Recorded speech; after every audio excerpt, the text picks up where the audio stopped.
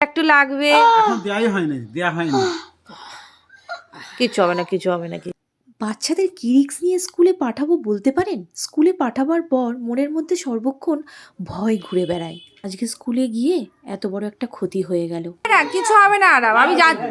হ্যাঁ কিছু হবে না। এই তো এই তো এই তো এই তো এই তো এই তো এ বাবা, কিছুই হলো না। আমি তো ভেবেছি আরেকটু লাগবে।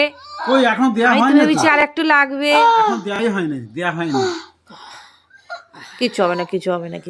বিষয়টা হচ্ছে এটাই যে যার দ্বারা হয়েছে সেও বাচ্চা, আর যার হয়েছে সেও বাচ্চা।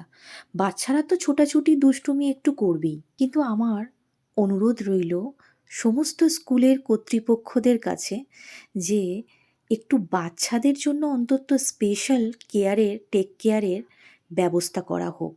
কারণ দেখুন, ওটাই তো ওদের সেকেন্ড হোম, তাই না? প্রত্যেকটা মা যেন বাচ্চাকে স্কুলে পাঠাবার পর একটু নিশ্চিন্তে থাকতে পারে।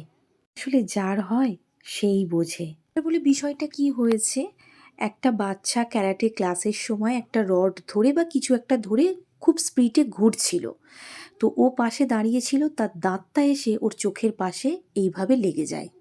কতটা ক্ষত আর কতটা ব্লিডিং হয়েছে আপনারা দেখুন, ড্রেসে পর্যন্ত ব্লাড লেগে গেছে। দেখুন, ট্রিটমেন্ট তো হয়ে গেছে, কিন্তু এই যে দাগ, এই দাগটা কি আদেও যাবে, না সারা জীবন এই মুখের মধ্যে দাগ হয়েই রয়ে যাবে?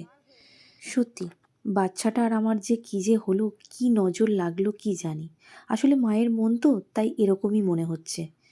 যাই হোক, আপনারা সবাই প্লিজ একটু দোয়া করবেন যাতে আরাব হার বালা মুসিবত কু নজর বুরি নজর থেকে দূরে থাকে। Please pray for us. Thank you.